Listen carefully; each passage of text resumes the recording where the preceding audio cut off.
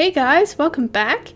In today's video, I'm going to be going through a new doll that will be up for grabs. He's called Faulkroal, the Wemkeer Griffin, so stay tuned. So I'm starting off by painting a resin cast of a sculpture that I have sculpted myself, molded in silicone and cast in resin. And for this particular one, I cast it with glass eyes, and it's a bit of a fiddly process. So I know a lot of people have been asking how I've done it. I am considering doing a tutorial for it, but I'm also thinking it's going to be a paid tutorial or something, so I'll let you know definitely on my Instagram or Facebook if I ever do that. So this is a phoenix head that I originally sculpted for a phoenix doll, but I think it works quite well with a griffin. And I'm just using some grey acrylic paint from the brand Acrylic, but you can use any acrylic paint. And this is just the first layer of the grey paint, so I will end up putting quite a few layers of the grey on, just because it is a little bit transparent. So here is about 3 layers of grey paint, and I decided I wanted the beak to be a black colour, so I'm just using the same black acrylic paint that I use for all the other black things that I do. So just like with most of my dolls that I make, they all have a backstory, so I'll just go through the backstory of Faulkroal. Wemkeer griffins are divine creatures. They hold a power so strong they are able to influence anyone and anything around them. Some say they have seen a white aura around these creatures. Like all of the creatures who reside in Wemkeer, they have a predominantly white coat and feature striking yellow eyes. The front half of their body is that of a phoenix and the back half is that of a big cat. Many natives leave offerings at the base of Wemkeer for the griffins to protect them. The offerings are mostly food. These griffins' favourite foods are berries and small rodents, but will eat most fruits and small animals. Wemkeer griffins are found in the land in the sky, which the native call Wemkeer. It is located north of Krai, India.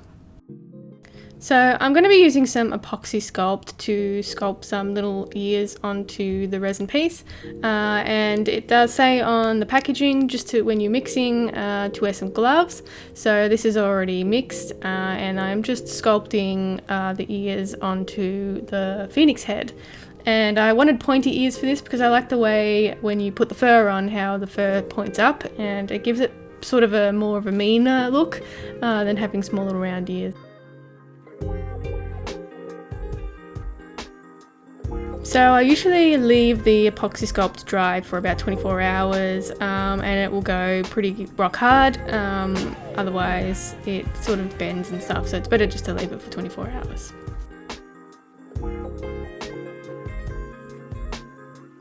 Right, so I wanted to add a bit of black around the eyes, just so that yellow hops out a bit more and is a bit more predominant, rather than it blending and losing a bit of its colour against the grey.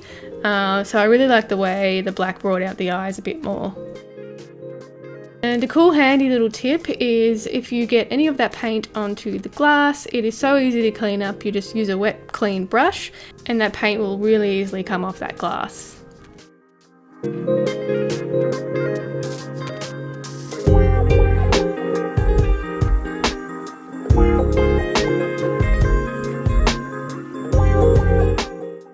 So for the front legs, I'm using these phoenix legs that I have sculpted, molded and cast, again in resin.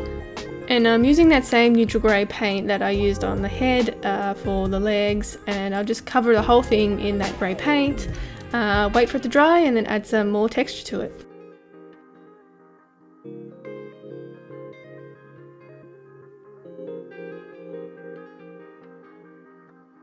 So I wanted the nails to be black, and I wanted to have a black wash over the top of it, so I'm just going in and painting the nails in that same black acrylic paint.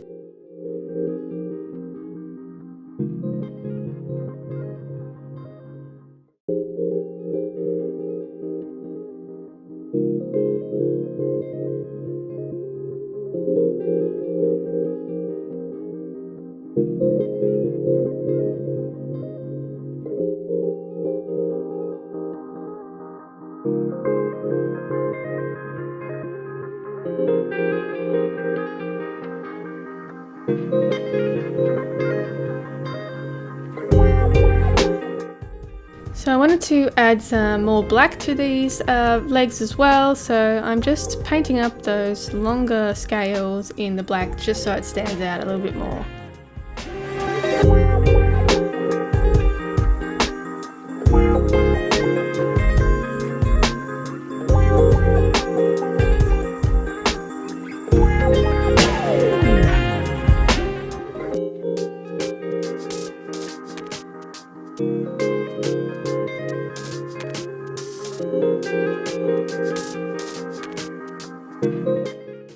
Once everything is dry, I'll then go over again using a watered down black wash, and this way the paint runs into all of the little sculpted out details and gives it a little bit more of a dimension to it.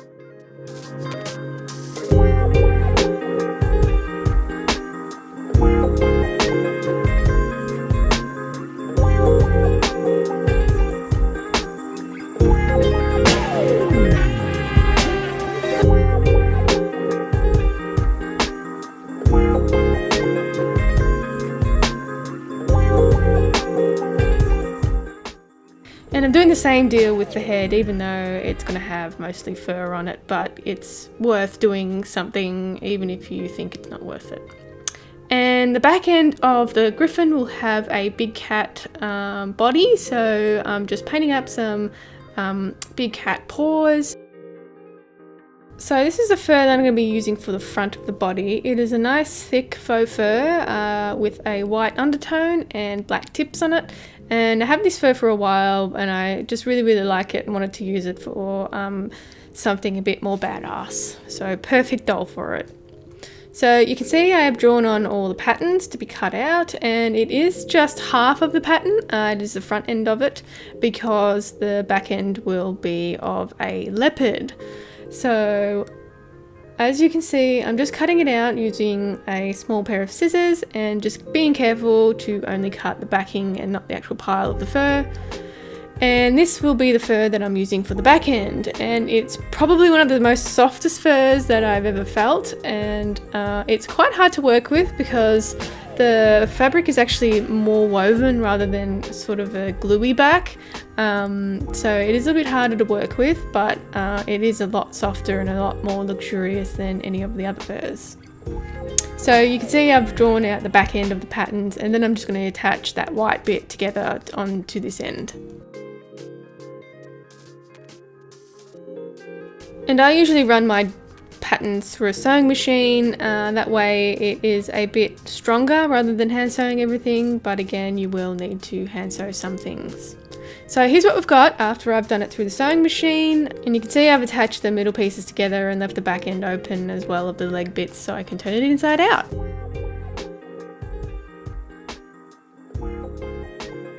And here's what it looks like once I've pulled it inside out. And we'll need a lot of trimming and stuff, but once I've threaded the armature through this, I'll then attach the resin pieces and then sew everything up using a lattice stitch, which you can see here. I'm sewing up the legs here and using some good quality thread. There's nothing worse than thread that's not very good quality and it snaps all the time. But believe me, I snap my thread all the time. So I haven't included any footage of the wing making either. You can check that out in some of my other videos with critters that have wings on it, as I didn't want to go through it once again.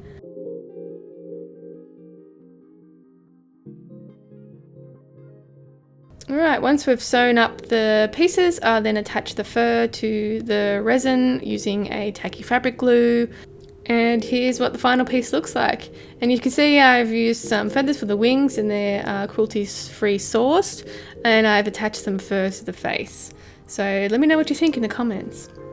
So this guy might still be for sale, so you can check him out to see if it is in my Etsy shop. Link is in my description. And that is it for me today, guys. I hope you enjoyed the video. If you did, give it a thumbs up and don't forget to subscribe. If you have any requests, leave it in the comments down below. You can also check me out on Instagram and Facebook at Creatures of Nat, and I'll see you in the next one. Bye!